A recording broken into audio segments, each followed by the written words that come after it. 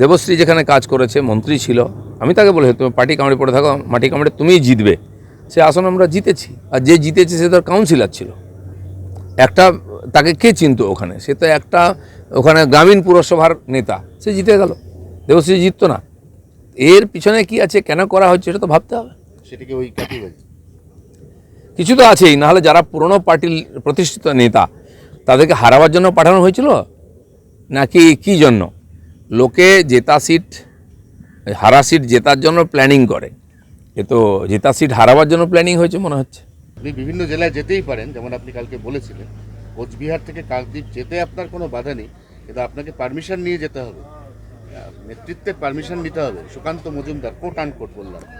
ঠিকই আছে, যেখানে আক্রমণ হচ্ছে কার পারমিশনে হচ্ছে?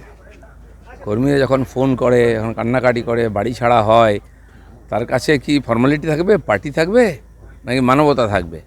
বহু কর্মী আজকে বিভিন্ন জেলায় জেলা অফিসে এসে থাকছেন, ওনারা এখানে এসছেন সুন্দরবনের থেকে, আমাদের কর্মীরা আমার সঙ্গে দেখা করলেন এসে, তারা ভোটের পরে চলে এসছেন। তো পারমিশন নেওয়ার জন্য, প্রোগ্রাম করার জন্য পারমিশন নিতে হয়, কারোর সঙ্গে দেখা করার জন্য কোনো পারমিশন নেওয়ার দরকার হয় না। কিন্তু রাজ্য সভাপতি এখন যিনি আছেন তিনি মনে করছেন যে আপনি প্রাক্তন রাজ্য সভাপতি, তাকে ছাপিয়ে কর্মীদের বেশি কাছে পৌঁছতে চাইছেন। আমি চিরদিন কর্মীদের সঙ্গেই ছিলাম, এখনও আছি। পার্টির প্রোগ্রামে আমি 4 বছর ধরে যাই না, আমাকে ডাকাও হয় না, আমার কোনো মতামত নেওয়া হয় না, কিন্তু আমি পার্টির কর্মীদের সঙ্গে থেকেছি, সাধারণ মানুষের সঙ্গে থেকেছি, আর আমি সেটাই থাকবো যতদিন রাজনীতিতে থাকবো। আর রাজনীতি না করলে অন্যভাবে থাকবো, মানুষের কাছে যেতে কেউ কাউকে আটকাতে পারে না। ডাকাবুকো দিলীপ ঘোষ, তাকে 4 বছর তিনি নিজেই বলছেন তাকে কোনো ডাকা হয় না, এই না ডাকাটাই কি দলের সর্বনাশ করে দিল?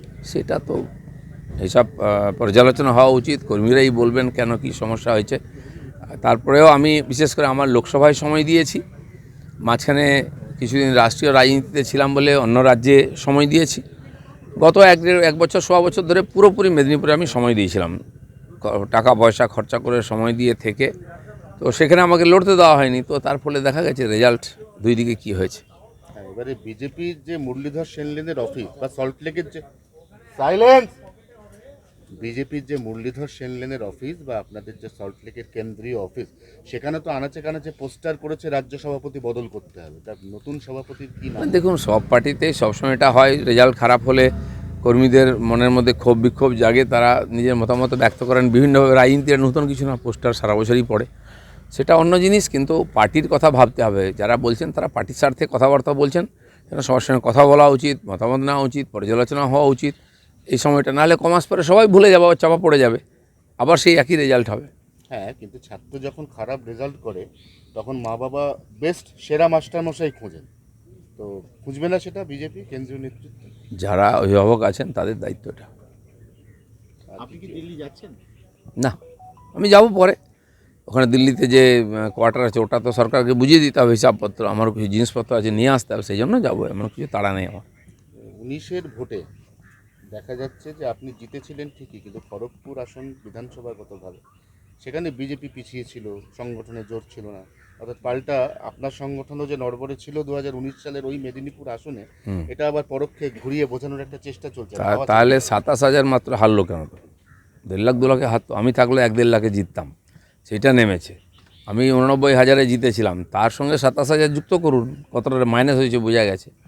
তো সেখানে যারা বলছেন, এখন তো পিঠ মাচাবার জন্য কাউকে কিছু বলতেই হবে, বাস্তবটা তো তথ্য, সেটা তো সবাই বলবে, পাবলিক জানে, ওখানকার লোক জানে, ওখানকার কর্মীরা বলে দেবেন কি হয়েছে না হয়েছে। আপনি পরশুদিন বলেছিলেন দলের গ্রোথ আটকে গেছে, কালকে সুকান্ত মজুমদার বললেন যে 100 আসন, এই যে লোকসভার ফল বেরিয়েছে 4 তারিখ, 100 আসনে বিজেপি এগিয়ে আছে, একটু ভালো করে ধাক্কা মারলে ওটা 130 হয়ে যাবে, তারপর খেলা ঘুরে যাবে। দেখুন, ভোটের যে পার্সেন্টেজ দেখানো হচ্ছে, লোকসভা ভোটে আমরা সবসময় এগোই, বিধানসভায় পিছিয়ে থাকতাম।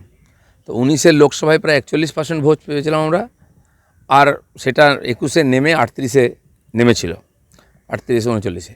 এবারে লোকসভা তো আমরা চেষ্টা করতাম যে 41টা পার হয়ে যাক, 45-এ হোক, সেটা টার্গেটও ছিল, তাহলে আমরা যেটা চাইছিলাম সেটা হতো, কিন্তু সেটা আবার কমে গিয়ে 38-39-এ চলে এসছে।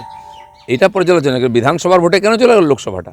নরেন্দ্র মোদীর নামে ভোট হয়েছে, সংগঠন বেড়েছে, এত নেতা এসে গেছেন।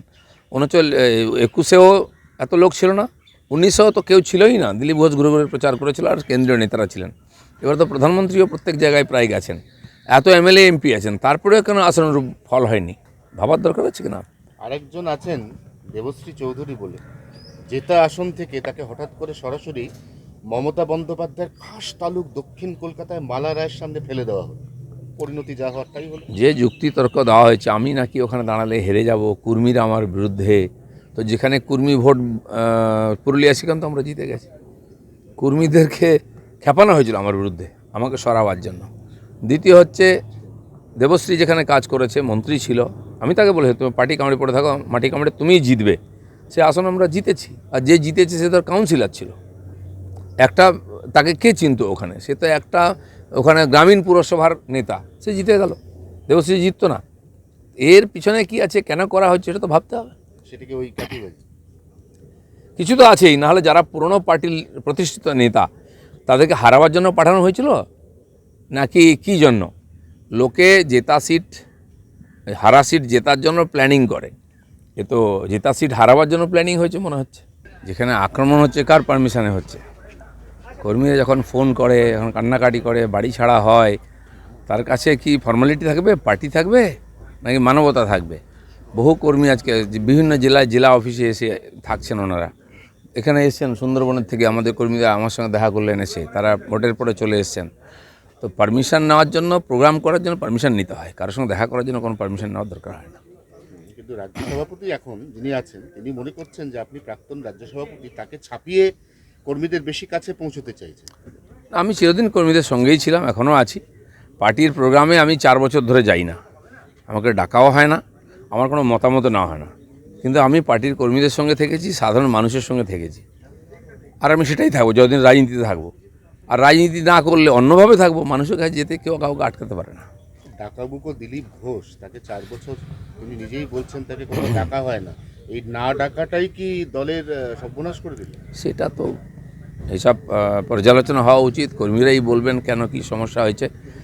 তারপরেও আমি বিশেষ করে আমার লোকসভায় সময় দিয়েছি, মাঝখানে কিছুদিন রাষ্ট্রীয় রাজনীতিতে ছিলাম বলে অন্য রাজ্যে সময় দিয়েছি। গত 1 বছর 1.25 বছর ধরে পুরোপুরি মেদিনীপুরে আমি সময় দিয়েছিলাম, টাকা পয়সা খরচা করে সময় দিয়ে থেকে। তো সেখানে আমাকে লড়তে দেওয়া হয়নি, তো তার ফলে দেখা গেছে রেজাল্ট দুই দিকে কী হয়েছে। হ্যাঁ, এবারে বিজেপির যে মুরলীধর সেনলেনের অফিস বা সল্টলেকের যে সাইলেন্স বিজেপির যে মুরলীধর সেনলেনের অফিস বা আপনাদের যে সল্টলেকের কেন্দ্রীয় অফিস, সেখানে তো আনাচে কানাচে পোস্টার করেছে রাজ্য সভাপতি বদল করতে হবে, তার নতুন সভাপতির কি নাম? দেখুন, সব পার্টিতেই সবসময় এটা হয়, রেজাল্ট খারাপ হলে কর্মীদের মনের মধ্যে ক্ষোভ বিক্ষোভ জাগে, তারা নিজের মতামত ব্যক্ত করেন বিভিন্নভাবে। রাজনীতির নতুন কিছু না, পোস্টার সারা বছরই পড়ে, সেটা অন্য জিনিস। কিন্তু পার্টির কথা ভাবতে হবে, যারা বলছেন তারা পার্টির স্বার্থে কথাবার্তা বলছেন,